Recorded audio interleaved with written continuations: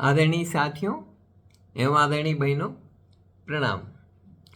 आज मेरा दिल विडंबनाओं और वितृष्णाओं से भरा हुआ है, क्योंकि सामने पितृ दिवस है, फादर्स डे। जयपुर में एक बहुत ही वरिष्ठ आईपीएस ने अपनी आलीशान कोठी में पिता को रखने के लिए जगह नहीं, उनको गैराज में रखा अपने पिता को। ऐसे बड़े ऊंचे ओहदे वाले अधिकारी की ये हालत। एक जौहरी कहीं परिवार के साथ घूमने के लिए गया, पीछे से घर में अकेली माँ थी, बूढ़ी माँ छत पर बैठी थी। तभी छापा पड़ा एक्साइज वालों का। छापा पड़ा तो वो सब तलाश करते करते छत पर भी पहुंचे, और छत पर उस बुढ़िया के पास में एक डबूसा था, है ना, कटोरदान जिसमें रोटियां रखते हैं, डबूसा। उस डबूसे को वो अधिकारी लेने लगे तो उस बुढ़िया ने कहा, ये मत लीजिए, इसको मत खोलिए, इसमें मेरी घर की इज्जत है। क्या बोला? इसके अंदर मेरे घर की इज्जत है, इसमें पैसा कौड़ी रकम भाव कुछ भी नहीं है, इसको मत खोलिए। अधिकारियों को विश्वास नहीं हुआ, क्योंकि एक झवेरी के यहाँ छापा पड़ा है और उसकी माँ एक डबूसा लेकर के बैठी हुई है, तो हो सकता है उसके अंदर काफ़ी माल हो। तो बुढ़िया को पूरा आश्वस्त करके कि माँ जी, इसमें से हम कुछ भी नहीं लेंगे, आप एक बार हमें देखने भर दो। बहुत अनुनय विनय किया बुढ़िया ने कि नहीं नहीं, मेरे घर की इज्जत है, इसे रहने दीजिए, आप बाकी सब छानबीन कर लीजिए। लेकिन अधिकारी माने नहीं। उसे खोल करके देखा तो अंदर लुक्की सुक्की रोटियां थी। लुक्का सुक्का खाने के लिए माँ को अकेला छोड़ करके परिवार पूरा घूमने गया। ये हाल। इसी तरह से एक माता पिता को वृद्धावस्था में उनके बेटे बहुएं कोटा की घटना है। वो कमरे घर में बंद करके बाहर ताला लगा करके घूमने गए सप्ताह भर के लिए। सप्ताह भर माँ बाप बाहर न निकल सके, बाहर की दुनिया न देख सके, किसी को कुछ कह न सके, घर के बाहर ताला लगा करके गए। 3 दिन बाद अचानक माँ की तबीयत बहुत ज़्यादा खराब हो गई और वो रो रो करके चिल्लाने लगी। अड़ोसी पड़ोसी ने देखा कि अंदर कोई बंद है और उनकी आवाज़ आ रही है रोने की, तो उन्होंने पुलिस को खबर की और ताला खोला। पुलिस ने तोड़ा, खोला दरवाज़ा, देखा तो अंदर दोनों बूढ़े बूढ़ी बेचारे तड़प रहे थे। उनको वहाँ से छुड़वाया, पता किया, फिर उनकी बेटी आई, बेटी उनको लेकर के गई। ये कहानी नहीं, सच्ची घटना है, ये हकीकत है इस देश की, इस समाज की। आज भी ऐसे परिवार हैं जहाँ 3-3, 4-4 पीढ़ियाँ संभल रही है, एक साथ रह रही है और बहुत इज्जत, बहुत रेस्पेक्ट, बहुत प्यार, सब कुछ है। लेकिन वहीं पर ये कलंक भी है और ये ज़्यादा है, इसीलिए वृद्धाश्रम है। कई माँ बाप नौकरों के भरोसे हैं। माँ के बारे में तो बहुत कुछ लिखा जा सकता है, बहुत कुछ कहा जा सकता है। मैं माँ के महत्व को कम नहीं कर रहा, लेकिन माँ का जो सारा का सारा दर्द है, या माँ के जो सारे के सारे समर्पण है अपने परिवार के प्रति, जो त्याग है अपने परिवार के प्रति, और जिस तरह से वो गर्भ में 9 माह बच्चों को रखती है, इन सबको दिखाई देता है। और उस माँ के ऊपर बहुत सारे लेख, बहुत सारी किताबें, बहुत सारी कविताएं आराम से लिखी जा सकती है। लेकिन पिता के बारे में लिखा नहीं जा सकता, आसानी से नहीं लिखा जा सकता। पिता कई मामलों में माँ से भी बढ़कर उसकी भूमिका होती है, लेकिन वो भूमिका सिर्फ महसूस की जा सकती है। पिता को महसूस किया जा सकता है, पिता को विजुअली देखा नहीं जा सकता और उसका आकलन नहीं किया जा सकता, उसकी भावनाओं का आकलन नहीं किया जा सकता। उसकी भावनाओं को समझा जा सकता है, उसके काम को समझा जा सकता है, महसूस किया जा सकता है। बहुत उसके लिए बहुत संवेदनशीलता और बहुत गहराई चाहिए। देखिए, ये जीवन जो है ना, एक धधकते चूल्हे की तरह होता है। बिना पारिवारिक नियंत्रण, बिना संस्कार, बिना पिता के साये के अक्सर बच्चे उसमें अपने हाथ जला बैठते हैं। धधकती आग से बच्चों को बचाने वाला पिता क्या स्वयं आज उस आग से सुरक्षित है, जिसे बड़े होने के बाद बेटे और बहुएं अपनी स्वार्थ और तुच्छ मनोवृत्तियों से जलाती हैं? विशाल वृक्ष के साये में जिस तरह हर मौसम की मार से महफूज नन्हे पौधे बेफिक्री से झूमते हैं और हवा पानी पाकर बढ़ जाते हैं, उसी तरह जिंदगी के संघर्षों की तीखी धूप से राहत देता है पिता का साया। मुश्किल घड़ी में भी बेटे भले ही पिता को अकेला छोड़ दें, लेकिन पिता बच्चों को मुसीबत के हर पल में थामे रहता है।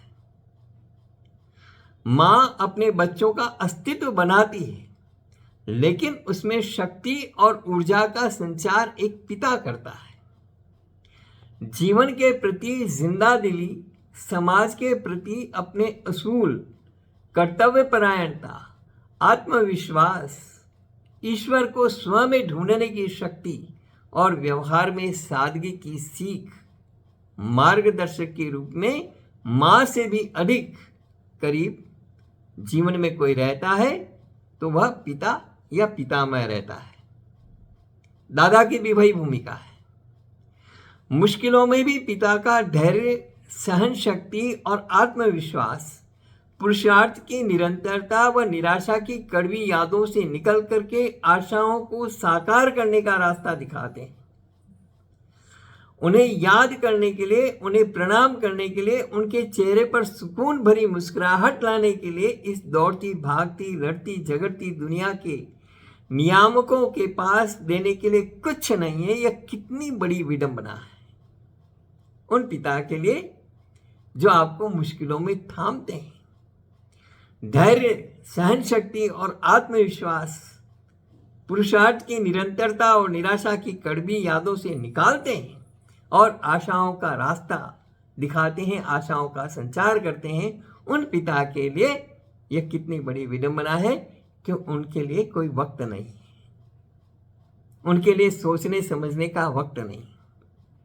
हमारे यहाँ शास्त्रों में उल्लेख मिलता है कि व्यक्ति माता, पिता और गुरु, इन तीनों के ऋणों से कभी भी उऋण नहीं हो सकता।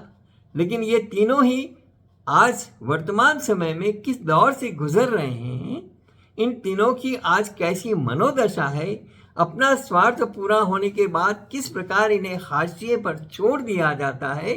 लेकिन धन्य हैं ये कि वृद्धावस्था में असहाय और उपेक्षित हालात में भी इनके भीतर से दर्द की जो आह निकलती है उसमें हाय नहीं होती, अपने बच्चों के प्रति बद्दुआ नहीं होती। वे बच्चों को तब भी उतना ही प्यार करते हैं, उतना ही उनके दिल में उनका स्थान होता है। ये एक अनोखा मनोविज्ञान है। परिवार बिखर रहे हैं,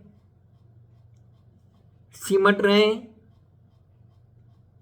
ये बहुत दुर्भाग्यपूर्ण है, क्योंकि हमारे यहाँ तो ये कहावत सदियों से प्रचलित है कि सुख बढ़ जाता, दुख घट जाता, जब वह है बंट जाता। किसके साथ बंटेगा? एकल परिवार अपना दुख किसके साथ बांटेगा? हमारे यहाँ संयुक्त परिवार की अवधारणा के पीछे जो सबसे मुख्य बात थी वह यही है कि सुख दुख आपस में बढ़ जाते थे, खुशियां बढ़ जाती थीं और दुख का समय कब निकल जाता था पता ही नहीं चलता था। बच्चों को संस्कारों का एक वातावरण मिलता था माता पिता से, और माता पिता से भी ज़्यादा दादा दादी की गोद। दादी और माँ की मीठी लोरियां तनाव से मुक्त कर देती थीं, वहीं दादाजी की कहानियां जीवन में संस्कारों और प्रेरणा का संचार करती थी। जीवन के आज की आपाधापी, स्वच्छंदता, भौतिकता की चकाचौंध, तुच्छ स्वार्थों की अंधी दौड़ और मैं और मेरापन, इसका जो अहंकार है उसने संयुक्त परिवारों को बिखेर दिया। बिखरने की इस प्रक्रिया में हम इतने उतावले हो गए कि हमने अपना आपा खो दिया, हमारा भाषा विवेक नष्ट हो गया, एक दूसरे के प्रति आदर और समर्पण का भाव इस प्रक्रिया में तिरोहित हो गया। परिणाम स्वरूप अब संयुक्त परिवार या अलग हुए परिवारों में भी सामंजस्य व स्नेह कहीं कहीं देखने को मिलता है, हजारों में एक। उन्हें भी स्वार्थों का ग्रहण लग चुका है। भड़काने, भरमाने और तोड़ने वालों की कमी नहीं है। अब एकल परिवार हो गए हैं, ऐसे में माँ बाप कहाँ रहे, किसके साथ रहें, कौन उनकी जिम्मेदारी उठाए? माँ बाप के पास कितनी संपत्ति है या वे कितने कमाऊ हैं? बच्चों की देखभाल और घर के कामकाज में वे कितना हाथ बटा सकते हैं? ये सब सवाल सामने रहते हैं और इनके संतोषजनक उत्तर पर निर्भर करेगा कि वे कितने समय किस बच्चे के पास रह पाएंगे और कब उनकी उपेक्षा और तिरस्कार की शुरुआत होगी। यदि वे नाकाम हैं तो घर का अटारा जिस तरह से एक कोने में डाल दिया जाता है, उसी तरह से माँ बाप की दुर्गति होती है। उपेक्षा और तिरस्कार शुरू हो जाता है। बेटा इकलौता है तब भी साथ निभाने की गणित तो यही है कि पिता कितना कमाऊ है या माँ कितना काम में हाथ बटा सकती है अपनी बहू का। परिवारों का सिमटना और संकुचित होना जारी है। अब मैं और मेरे बच्चे भी मुट्ठी में से रेत की भांति फिसलते जा रहे हैं। ये जो मैं और मेरापन है ये भी अब खिसक रहा है। ऐसे परिवारों की संख्या बढ़ती जा रही है जहां माँ बाप अकेले छूट गए हैं। बेटी की शादी होकर के वो ससुराल चली गई है और बेटा बहू कहीं बाहर दूसरे शहर में कमाने गए और वहीं बस गए। मेरे अड़ोस पड़ोस में ऐसी घटनाएं मैंने देखी है और उनका दर्द भी मैंने देखा है। बूढ़े माँ बाप की सुध लेने वाला, बीमारी में उनकी देखभाल करने वाला कोई नहीं। बुढ़ापे में माँ की सुध लेने वाला, बीमारी में उसकी देखभाल करने वाला कोई नहीं।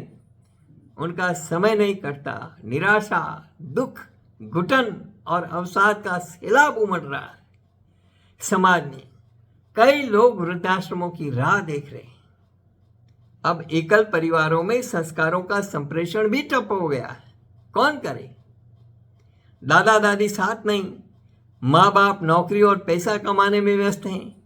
बच्चों को स्कूल, कोचिंग और बचे हुए समय में टीवी, इंटरनेट या फेसबुक पर चैटिंग करने, प्रतिस्पर्धा की तैयारियों और पीयर ग्रुप से फुर्सत नहीं, दोस्तों से फुर्सत नहीं। और फिर घटते में ये मोबाइल और आ गया और मोबाइल में पबजी, फ्री फायर जैसी गेम जो जिंदगियां खत्म कर रहे हैं। उनकी गति और मनमर्जी में आने वाला थोड़ा सा अवरोध अथवा मानसिक दबाव उन्हें कई प्रकार के मनोविकारों का शिकार बना देता है, जिसके कारण वे आक्रामक हो जाते हैं। आज की पीढ़ी में बहुत तेजी से मनोविकृतियां बढ़ती जा रही है। ऐसे में यह चिंतन करने की जरूरत है कि धर्म और संस्कारों से दूरी, माता पिता गुरु की उपेक्षा, स्व केंद्रित सोच, मैं और मेरापन, स्वार्थांधता, पारिवारिक विघटन, कहीं इन सब की कीमत तो नहीं चुका रहे हैं हम? सोचिए जरा, क्या कर रहे हैं हम, कहाँ जा रहे हैं हम? युवावस्था में दोस्तों की बातें ज्यादा भरोसे और प्रेरणादायी लगती हैं, पिता की बातें कड़वी लगती हैं। शादी होने के बाद पत्नी ज्यादा निकट हो जाती है, माँ बाप आंखों की किरकिरी बन जाते हैं, वे खटकने लगते हैं और घर टूट जाते हैं। अक्ल तब आती है जब उनके बच्चे भी उनके साथ वैसा ही व्यवहार करते हैं अथवा वे दोस्तों से धोखा खाते हैं, लेकिन तब तक लंबा समय गुजर जाता है जो लौट कर नहीं आता। हम माता पिता की महत्ता को समझें, उनकी उपेक्षा करने के बजाय उनका आदर करें, उनका आशीर्वाद और मार्गदर्शन प्राप्त करें। जनरेशन गैप की बात कही जाती है, लेकिन ये सही नहीं है। आज समय बदला है, हालात बदले हैं, प्रतिस्पर्धा बढ़ी है, लेकिन यह सब कब नहीं हुआ? जनरेशन गैप कब नहीं था? यह सब बदलेगा तो हम विनाश की ओर ही बढ़ेंगे। समय तो अनवरत रूप से बदलता रहता है, हालात बदलते रहते हैं, लेकिन इंसानियत, जज्बात, भावनाएं, संवेदनाएं, ये सब बदलेगा तो हम विनाश की ओर बढ़ेंगे। ये ध्यान रखिए। पिता के अनुभव और संस्कारों के साथ हमें अपनी सोच और आधुनिकता का सामंजस्य बिठाना चाहिए। ये जिम्मेदारी पुत्रों की है और किसी के नहीं। यही उनकी समझदारी और प्रगति का मापदंड भी है कि वे किस प्रकार सामंजस्य बिठा करके अपने पिता का साया, उनका हाथ सदा अपने सर पर बनाए रख सकते हैं। पिता जो अपनी सारी खुशियां अपने बच्चों पर निसार कर देता है, अपना दुख, अपना संघर्ष सब कुछ छुपा करके बच्चों के सामने मुस्कुरा देता है, बच्चों पर भी कभी दुख की छाया ना पड़े, इसके लिए पिता किसी भी हद से गुजर जाता है। इसीलिए पिता को परमेश्वर की संज्ञा दी गई है। ऐसे परमेश्वर रूप पिता की उपेक्षा दुर्भाग्य को निमंत्रण देती है। ये समझना चाहिए, इससे बचना चाहिए और पिता को नियमित प्रणाम करना चाहिए। इस वीडियो में इतना ही। दर्द है समाज का, आज के परिवारों का, आज के माता पिताओं का। इस दर्द को कम करेंगे तो आपका परिवार सुखी और समृद्ध होगा। इस वीडियो में इतना ही। आपको मेरा वीडियो अच्छा लगा हो, भावनाओं से जुड़ा हुआ हो, आपके दिल में कहीं जगह करता हो, इसे लाइक ज़रूर करें और ज़्यादा से ज़्यादा लोगों को शेयर करें ताकि वे आज के हालात को समझ सकें और ऐसी नौबत ना आए कि माता पिता को वृद्धाश्रमों में जाना पड़े। धन्यवाद।